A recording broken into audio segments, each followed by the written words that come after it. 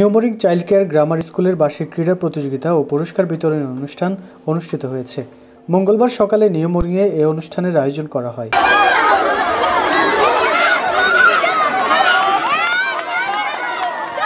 এতে সভাপতিত্ব করেন স্কুলটির প্রিন্সিপাল মিজানুর রহমান। বক্তব্য রাখেন নিউ চাইল্ড কেয়ার গ্রামার স্কুলের পরিচালক মুহিবুল্লাহ খান। রচনা পালের সঞ্চালনায় এ সময় অন্যান্য অতিথিদের মধ্যে উপস্থিত ছিলেন সমাজসেবক আরিফ সহ এলাকার গণ্যমান্য ব্যক্তিবর্গ, শিক্ষক, শিক্ষার্থী ও অভিভাবকবৃন্দ। শিক্ষার্থীরা প্রতিযোগিতার বিভিন্ন ইভেন্টে অংশগ্রহণ করে। এছাড়া অভিভাবকরাও একটি ইভেন্টে অংশগ্রহণ করে। পরে প্রতিযোগিতায় অংশগ্রহণকারীদের মাঝে পুরস্কার বিতরণ করা হয়।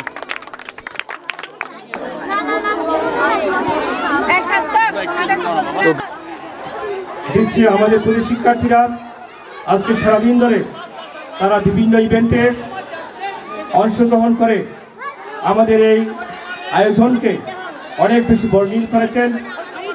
আবার আমার প্রত্যাশা থাকবে তারা আজকে যে পারফর্ম দেখিয়েছেন তাদের এই ধারাবাহিকতা ভবিষ্যতে অক্ষুণ্ণ থাকবে এবং যে কোনো জাতীয় ইভেন্টে তারা অংশগ্রহণ করবে। বিশেষ করে আমাদের বিদ্যালয়ের জন্য এবং আমাদের সবার জন্য তারা আরো বেশি গৌরবোজ্জ্বল সুনাম বয়ে আনবে। তাদের এই প্রচেষ্টা ভবিষ্যতে অব্যাহত থাকবে। আমি দুটি কথা বলতে চাই। বিশেষ করে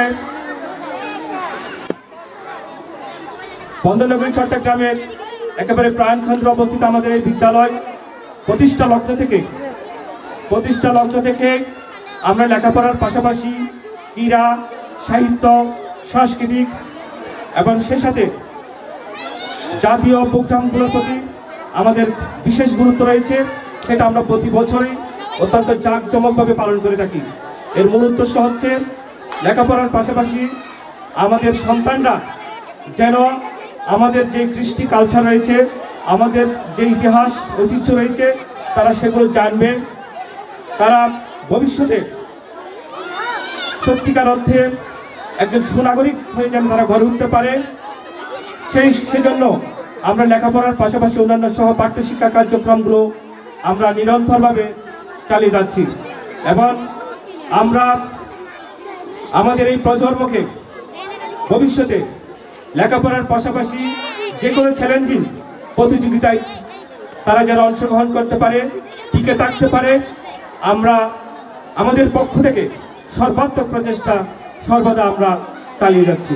এবং সেই ক্ষেত্রে আমাদের সম্মানিত অভিভাবক মণ্ডলীরা যারা আমাদেরকে অকৃত্রিমভাবে সর্বক্ষেত্রে সহযোগিতা প্রদান করছেন, আমরা আপনাদের প্রতি কৃতজ্ঞ।